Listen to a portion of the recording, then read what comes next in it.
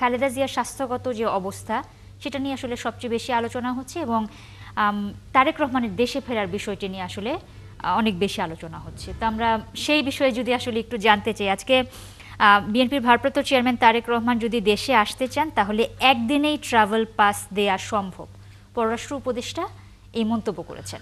সেই বিষয়ে আপনার সমস্যাটাও তো শুধু ট্রাভেল পাস না, সমস্যাটা হচ্ছে তার নিরাপত্তার। এবং তারেক রহমান নিজেও বলেছেন যে মায়ের যে এই গুরুতর অসুস্থতা, এ সময় যে কোনো সন্তানের মতো তিনিও মার পাশে থাকতে চান, কাছে আসতে চান, কিন্তু তার আসার বিষয়টি তার একক সিদ্ধান্ত বা নিয়ন্ত্রণাধীন নয়। এর মধ্য দিয়ে একটি ইঙ্গিত দিয়েছেন যে তিনি বাংলাদেশে আসলে হয়তো নিরাপত্তা ঝুঁকিতে থাকবেন। এখন এই নিরাপত্তা ঝুঁকিটা দূর করার দায়িত্ব কিন্তু সরকারের, বা সরকারি ব্যাপারে পররাষ্ট্র উপদেষ্টা বলেছেন যে তার আসার ক্ষেত্রে বাধা নেই, অর্থাৎ ট্রাভেল পাস সরকার চাইলে দিয়ে দেবেন। কিন্তু সেটা সেই বিষয়ে কিন্তু তারেক রহমান ইঙ্গিত করেছে বলে মনে হয় না। প্রধান উপদেষ্টার প্রেস সচিব বলেছেন যে কোনো আপত্তি নেই তার আসার ক্ষেত্রে, অথবা কোনো বিধিনিষেধ নেই, সেটা তো সবাই জানি। বিএনপির নেতারা বহুদিন থেকেই কিন্তু বলে আসছিলেন যে তারেক রহমান শিগগিরই দেশে আসছেন। নভেম্বরের কথাও বলা হয়েছিল, এরপর ডিসেম্বরে, আবার কেউ কেউ বলেছেন যে নির্বাচনের তফসিল ঘোষণা হওয়ার পর। এর মধ্যে তো বিএনপি চেয়ারপারসন বেগম খালেদা জিয়া গুরুতর অসুস্থ হলেন এবং চিকিৎসক এবং দলের পক্ষ থেকে বলা হয়েছে তার অবস্থা সংকটাপন্ন। এই অবস্থায় বাইরে নেওয়ার চিন্তা, কিন্তু তার শারীরিক অবস্থা যে পর্যায়ে, সেখানে বাইরে নেওয়া সম্ভব নয় এখন। সেক্ষেত্রে তারেক রহমানের দেশে ফিরে আসাটাই সবাই প্রত্যাশা করেন এবং তিনি নিজেও চান, কিন্তু কেন আসতে পারছেন না, এই প্রশ্নটা কিন্তু নানা মহলে, রাজনৈতিক মহলে ঘুরপাক খাচ্ছে। এবং তাহলে তিনি তো একটি বিশেষ পরিস্থিতিতে চলে গেছিলেন। এবং আমরা তো অনেকেই ভেবেছিলেন যে 24শে জুলাই অভ্যুত্থানের পর তারেক রহমানের দেশে আসার ক্ষেত্রে যে বাধা ছিল, যে ভয় ছিল, আর সেটি হয়তো কেটে গেছে। কিন্তু এখন দেখা গেল 15 মাস পরও সেই বাধাটি কেটে যায়নি। আচ্ছা, এই বিষয়ে আসলে কেন বাধা কেটে যায়নি বা সমস্যা কোথায়, সেটা নিয়ে আমাদের সাথে অনলাইনে আমাদের অতিথিরা যুক্ত হয়েছেন, তাদের কাছ থেকে আরো বিস্তারিত একটু জানবো। আমাদের সাথে আছেন ফজলে হুদা বাবুল, বিএনপি মনোনীত প্রার্থী, নওগাঁ 3 এবং যুগ্ম সাধারণ সম্পাদক কৃষক দল কেন্দ্রীয় কমিটি, এবং রয়েছেন ব্যারিস্টার ডক্টর নাজিব মোমেন, জামায়াতের মনোনীত সংসদ সদস্য প্রার্থী, পাবনা 1 থেকে তিনি। আমরা একটু শুরুতেই ফজলে হুদা বাবুল আপনার কাছে আসতে চাই। আমরা কথা বলছিলাম যে তারেক রহমানের ফিরে আসার বিষয়ে। আজকে পররাষ্ট্র উপদেষ্টা বলেছেন যে তিনি যদি ফিরে আসতে চান তাহলে একদিনেই ট্রাভেল পাস দেওয়া সম্ভব। আসলে তারেক রহমান শিগগিরই দেশে ফিরে আসবেন এমন একটা কথা কিন্তু হচ্ছে বেশ কয়েক মাস ধরেই, কিন্তু কবে ফিরে আসবেন এ ধরনের কোনো নির্দিষ্ট তারিখ দেয়া হচ্ছে না। দলের পক্ষ থেকে কি আসলে এর কোনো মতামত রয়েছে কিনা যদি বলেন। ধন্যবাদ 71 টিভিকে এবং 2 শ্রদ্ধাভাজন সহ আলোচককে সালাম, শুভেচ্ছা। বিষয়টা খুবই স্পর্শকাতর। প্রথম কথা হচ্ছে আমি দলের মুখপাত্র নই। দ্বিতীয় কথা হচ্ছে, হ্যাঁ, দলের একটা পদে আছি এবং দলের একটা আসনের আমি মনোনীত প্রার্থী আগামী ত্রয়োদশ সংসদ নির্বাচনে।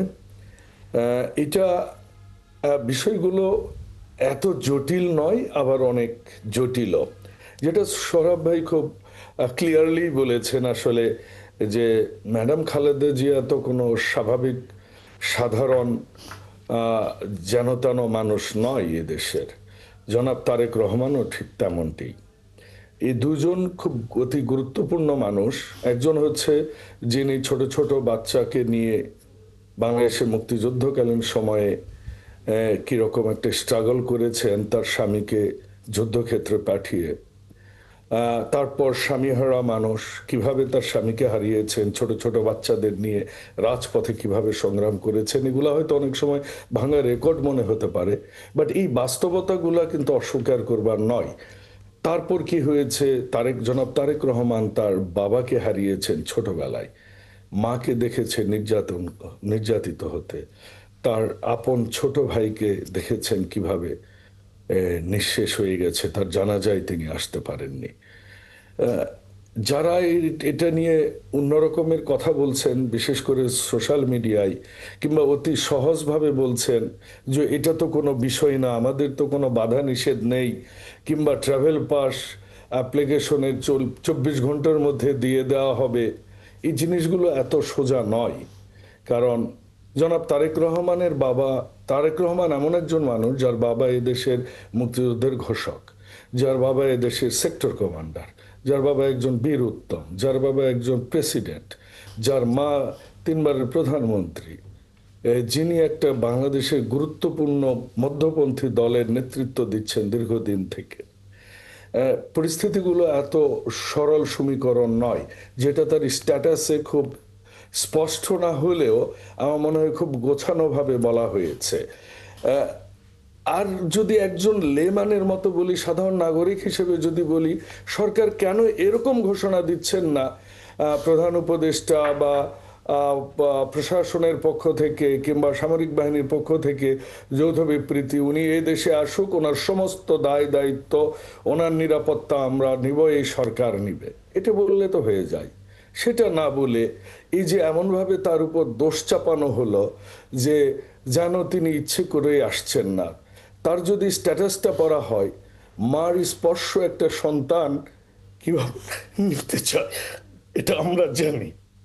আমরা আন্দোলনের মধ্যে আমরা দেখেছি আমাদের কত কর্মী এটা করেছে।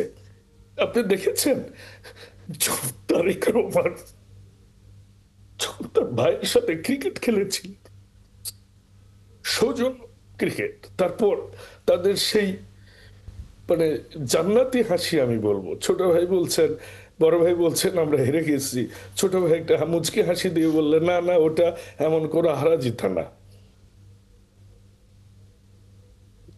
বাপকে হারিয়েছে, ছোট ভাইকে হারিয়েছে। আর উনি তো ব্যক্তি তারেক রহমানও না, উনি এদেশের তারেক রহমান, উনি সর্ববৃহৎ একটা দলের উনি প্রতিনিধিত্ব করেন, উনি এই দলটাকে গুছিয়ে নিয়েছেন, এই দলটাকে উনি নেতৃত্ব দিয়েছেন, তৃণমূল থেকে উনি তৈরি করে এসেছেন। উনি তো বলেছেন, আমি একটা স্মৃতি আমার কেন চোখে পানি আসছে আমি বলি আপনাকে।